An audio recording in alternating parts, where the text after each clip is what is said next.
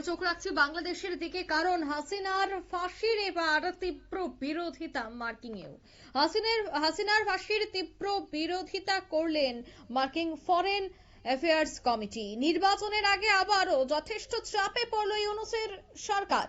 আওয়ামী লীগের হয়ে এবার সওয়াল করলো মার্কিন যুক্তরাষ্ট্র। বিস্তারিত সেই বিষয়ে জানবো। টেলিফোন লাইনে যুক্ত হয়ে গেছে প্রতিনিধি শেখ মনিরুল। একদিকে যখন নির্বাচন সন্নিকটে, আর তার মধ্যে এবার আওয়ামী লীগের হয়ে সওয়াল করলো মার্কিন যুক্তরাষ্ট্র, কতটা চাপে রয়েছে ইউনূস?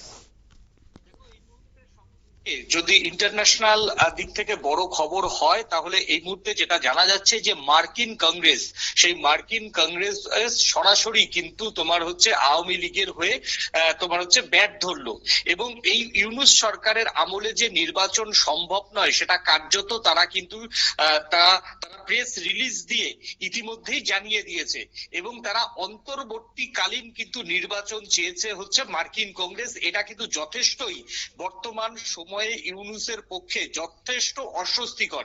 দেখো, এই অন্তর্বর্তীকালীন নির্বাচন করতে হবে এই দাবি হাসিনার সময় বারবার দাবি করেছিল হচ্ছে বিরোধীরা। সেই তার মধ্যে জামাত রয়েছে, তার মধ্যে বিএনপি রয়েছে, এবং অন্তর্বর্তীকালীন যদি নির্বাচন না হয় তাহলে নির্বাচন বয়কট করবে, এটা বারবার কিন্তু বিএনপি একাধিকবার হাসিনাকে হুমকি দিয়েছে। এবার মার্কিন কংগ্রেস সেই অন্তর্বর্তীকালীন নির্বাচনের কিন্তু দাবি করে তারা কিন্তু ইতিমধ্যেই সাংবাদিক বৈঠক করেছেন।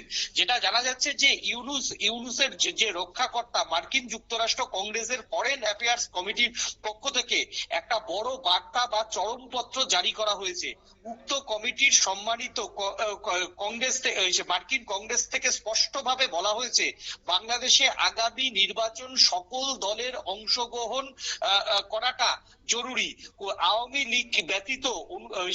লীগ ব্যতীত নির্বাচন কখনোই গণতন্ত্রের পক্ষে শুভ নয়, এমনটাই কিন্তু মনে করে মার্কিন কংগ্রেস।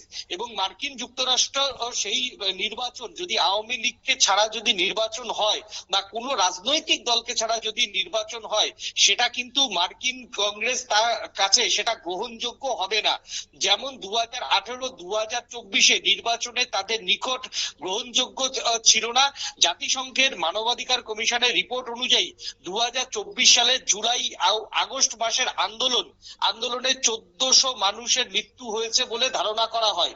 বাংলাদেশের গণতন্ত্রের স্বার্থে সুষ্ঠু এবং স্বচ্ছ তদন্তের মাধ্যমে উক্ত তদন্তের হত্যারও কিন্তু দাবি জানানো হয় মার্কিন কংগ্রেসের পক্ষ থেকে। তবে তা যেন প্রতিশোধের পুনরাবৃত্তি না হয় সে কথাও কিন্তু মার্কিন কংগ্রেসের থেকে বলা হয়েছে। কিন্তু কোন ব্যক্তির অপরাধের জন্য একটি রাজনৈতিক দলের কার্যকলাপ নিষিদ্ধ হওয়া সমর্থনযোগ্য নয়, এবং সেটা আন্তর্জাতিক মানবাধিকারের পরিপন্থী বলে বিবেচিত হবে বলে জানিয়েছে মার্কিন কংগ্রেস। চিঠিতে ত্রুটিপূর্ণ আন্তর্জাতিক অপরাধ ট্রাইব্যুনালের যে বিচার কার্য, সেই বিচার কার্য নিয়েও কিন্তু ইতিমধ্যেই ক্ষোভ প্রকাশ করা হয়েছে। অর্থাৎ তাহলে ইউনূসের আমলে হাসিনার যে ফাঁসির সাজা, সেই ফাঁসির সাজার ধরন নিয়ে উদ্বেগ প্রকাশ করা হয়েছে। এবং এই তোমার জুলাই আন্দোলনের সময় বারবার ইউনূস যে দাবি করেছেন যে 1400 মানুষের মৃত্যু হয়েছে, সেই মৃত্যুর তদন্ত যে সঠিকভাবে হচ্ছে না সেটা নিয়ে উদ্বেগ প্রকাশ করা হয়েছে। এবং এই মৃত্যুর তদন্ত যতটুকু হয়েছে সেটাও কিন্তু বস্তুনিষ্ঠ নয় বলেও কিন্তু মনে করছে মার্কিন কংগ্রেস। অর্থাৎ ইউনূস সরকারের এই যে 1.5 বছরের কার্যকলাপ, প্রায় সেই 1.5 বছরের কার্যকলাপ নিয়ে কিন্তু বা সরাসরি মার্কিন কংগ্রেস কিন্তু উদ্বেগ প্রকাশ করলো।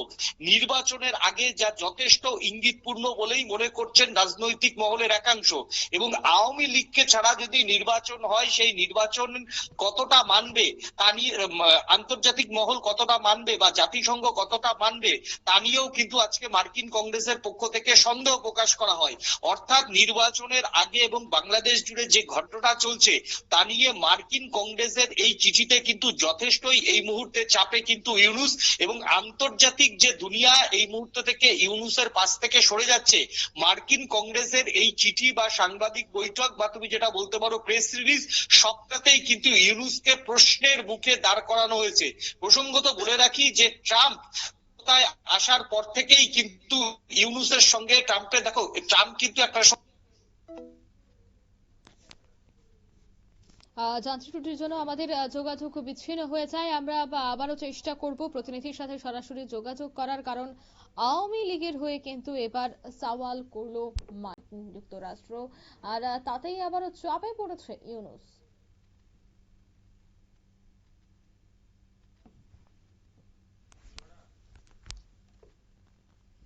নিয়ে নিচ্ছি ছোট্ট একটি বিজ্ঞাপন বিরতি, সঙ্গে থাকুন।